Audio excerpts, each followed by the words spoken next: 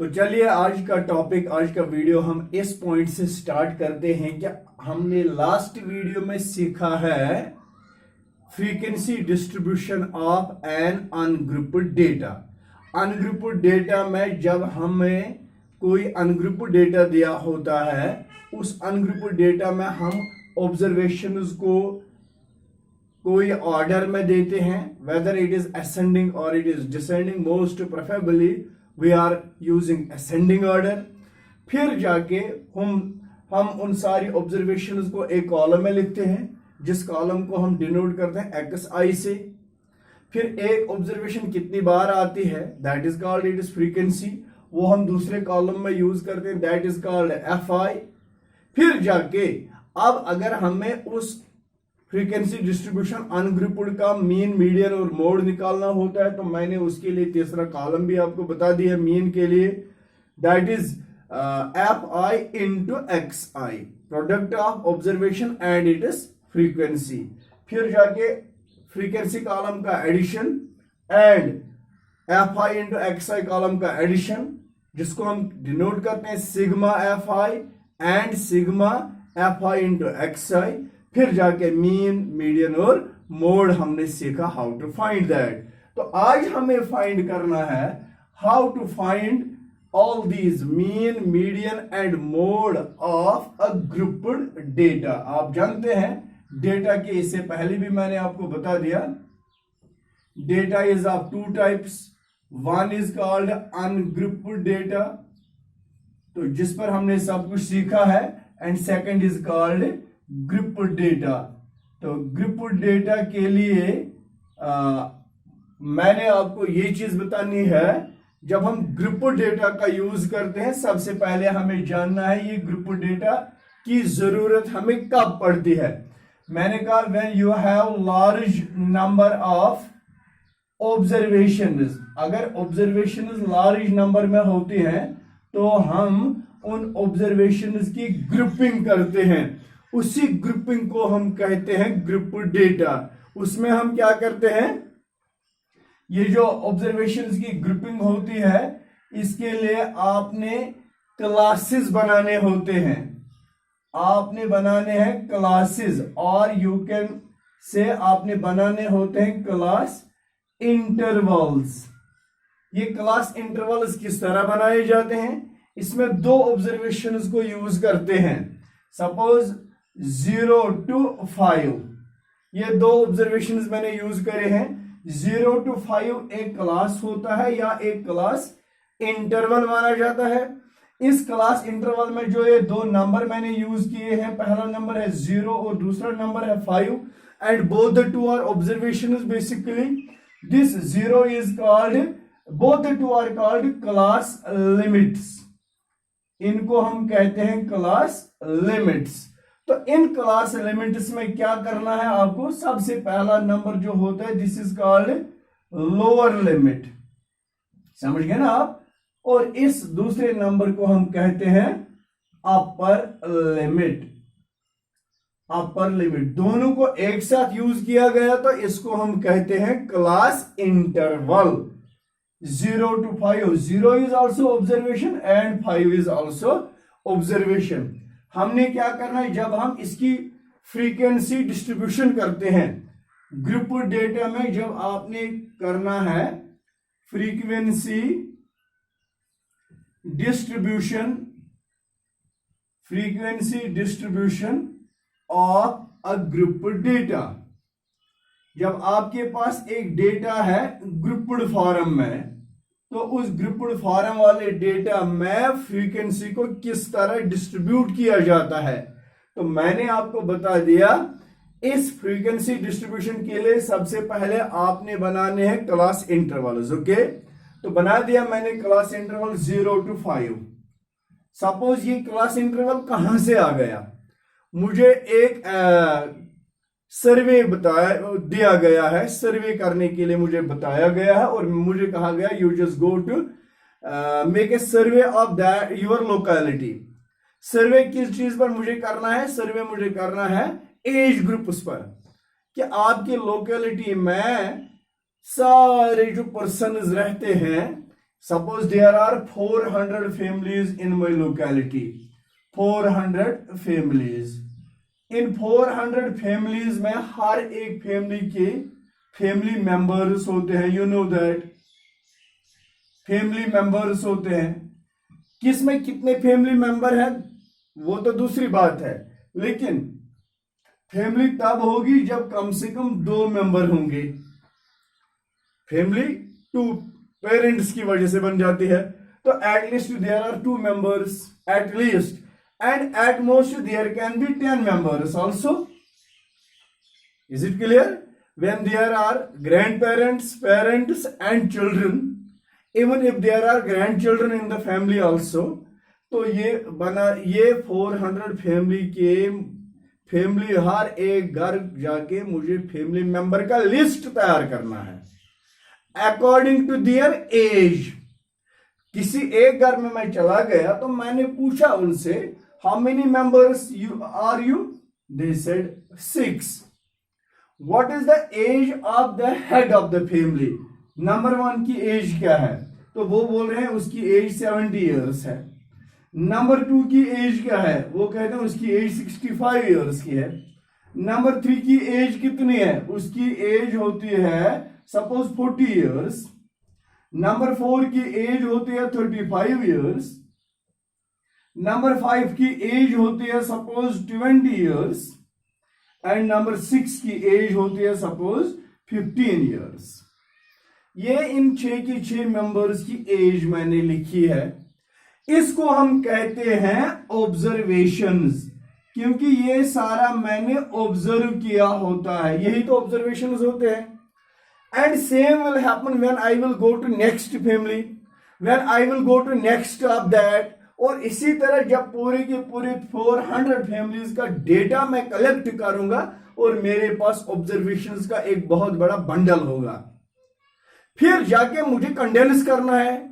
मुझे इस डेटा को ऐसे कलेक्ट करना है, एक मैकेनिज्म बनाना है इस तरह कि ये डेटा हर एक के लिए एक्सेसिबल होना चाहिए. Everybody should easily get the information from the data. जो डेटा मैं बना रहा हूं उससे तो इंफॉर्मेशन लेनी है मुझे. तो मैंने क्या करना है, ऐसे डेटा के लिए मुझे एक ग्रुप डेटा बनाना है, जिसको हम ग्रुप डेटा कहते हैं. मुझे ग्रुप डेटा बनाना है. तो मैंने कहा उस ग्रुप डेटा में सबसे बड़ी बात होती है, मैंने क्लास इंटरवल्स बनाने हैं.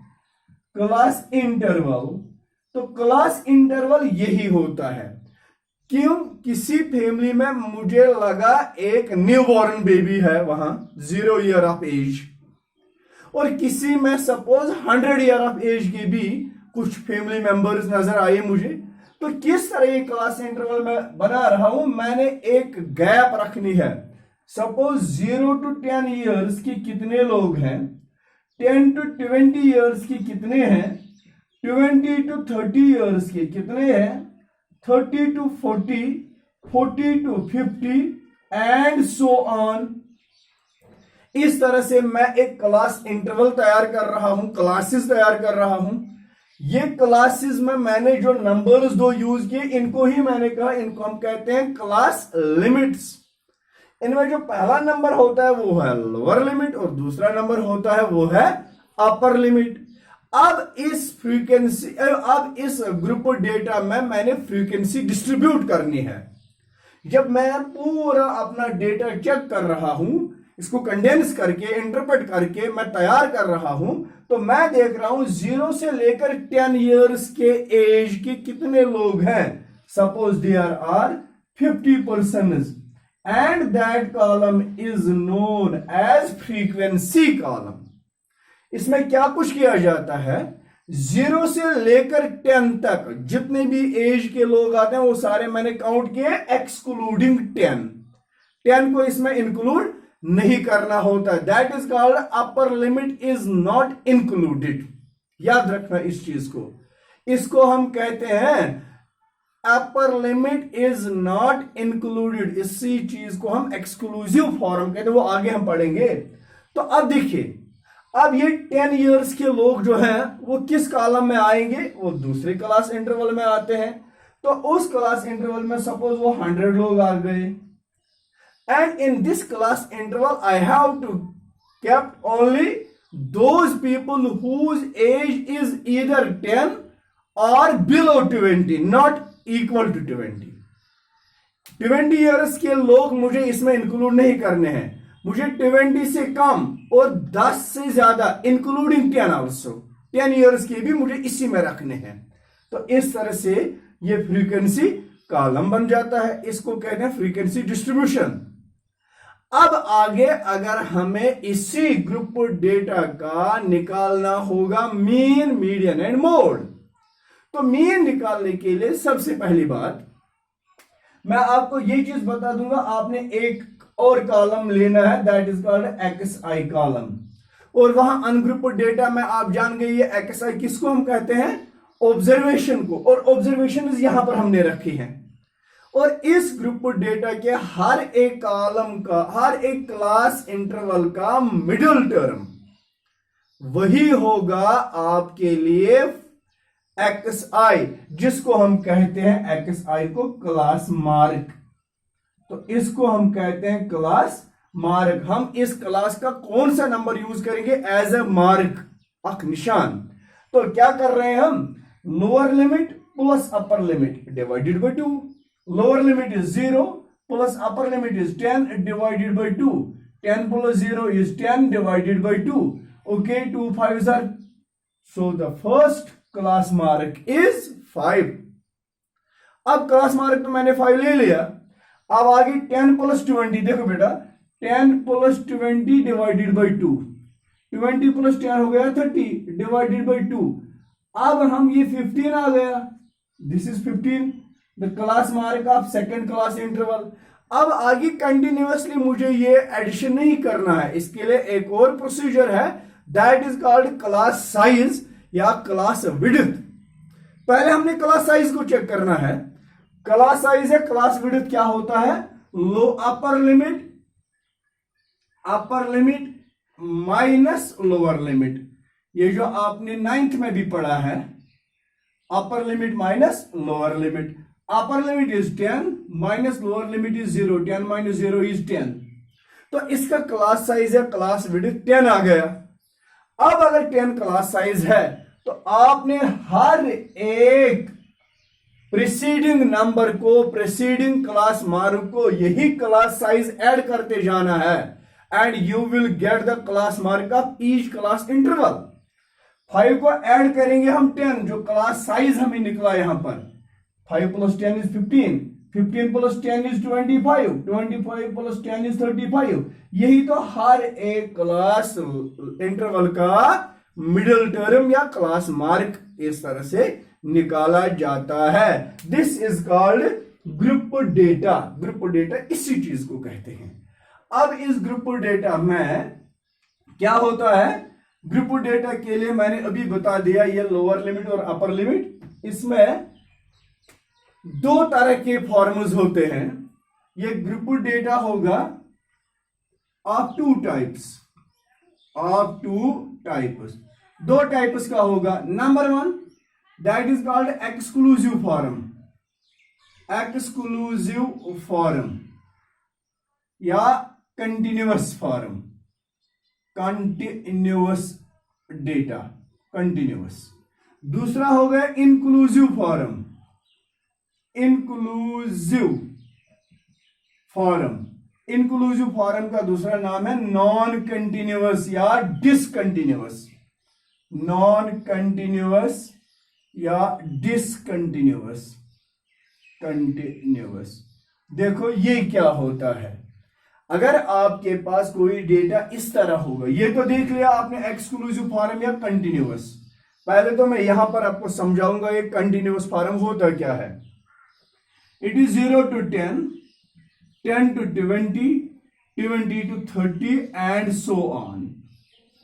अगर क्लास इंटरवल्स इस फॉर्म के होते हैं तो इस फॉर्म के क्लास इंटरवल्स को हम कहते हैं कंटिन्यूअस फॉर्म के क्लास इंटरवल्स या एक्सक्लूसिव फॉर्म।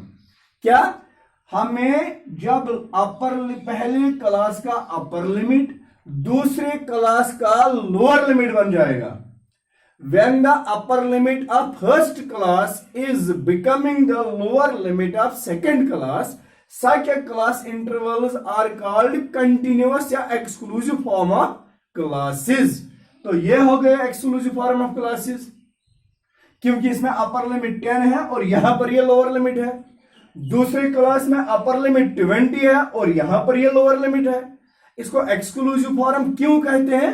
जब आपने इसकी फ्रीक्वेंसी लिखनी होती है तो फ्रीक्वेंसी लिखने के लिए आप 0 से लेकर 10 तक जाते हैं। 10 को आप इंक्लूड नहीं करते, you are excluding the upper limit. 10 year के एज के लोग इस क्लास में आपने नहीं रखे हैं। This is why we call it exclusive form of classes. अब दूसरा होता है इंक्लूसिव फॉर्म ऑफ क्लासेस या डिसकंटिन्यूअस फॉर्म ऑफ क्लासेस। वो इस तरह होगा 0 to 10, suppose 11 to 20, 21 to 30, 31 to 40. You just try to observe one thing here, that the upper limit of first class interval is not repeating as the lower limit of second. Upper limit of second class interval is not repeating as the lower limit of second. Such classes are called discontinuous classes. Okay? अब ये inclusive form क्यों कहा जाता है? जब इसकी frequency लिखी जाती है, डिसकंटिन्यूअस क्लास की जब फ्रीक्वेंसी लिखी जाती है, इसके फ्रीक्वेंसी डिस्ट्रीब्यूशन के लिए आपने एज ग्रुप 0 से लेकर 10 तक, 10 इज इंक्लूडिंग इन दैट। इसमें 10 ईयर के लोग भी आपको इंक्लूड करने हैं और उनकी फ्रीक्वेंसी यहां पर लिखनी है। इसमें 11 ईयर से लेकर 20 ईयर्स तक including up 20 years age, you have to write those also. This is why we call it inclusive form of classes और discontinuous class intervals. Is it clear? Okay. Next time आगे जब हमें graph draw करना होगा तो graph के वक्त I will tell you that time why we have to change these discontinuous classes in continuous formation. What is the reason? What is the logic behind that? That I will tell you that time. So first here you just try to understand the two types of class frequency distributions. One is called continuous class interval and second is called discontinuous or non-continuous. Continuous class interval is also known as the exclusive form of frequency distribution. And discontinuous classes are also called inclusive form of frequency distribution. Why that one is exclusive form? Because you are not excluding, you are excluding the upper limit in that. You are not including that. And why second one is called inclusive form of class intervals? Because you are including the upper limit to write the frequency of each class. और इस तरह से आपने ये चीज भी याद करके रखी है। तो अब अगला हमारा टॉपिक होगा हाउ टू कैलकुलेट, जो हम पढ़ रहे थे अभी अनग्रुप्ड डेटा के लिए, तो वो ग्रुप डेटा में भी आपने पढ़ना है। How to calculate mean of grouped data. Grouped data का मीन कैसे कैलकुलेट करा जाएगा? तो ग्रुप्ड डेटा का मीन कैलकुलेट करने के लिए जो मेथड्स हमने यूज करने हैं, and we will discuss all those methods इंशाल्लाह इन नेक्स्ट वीडियो। तब तक अल्लाह हाफिज।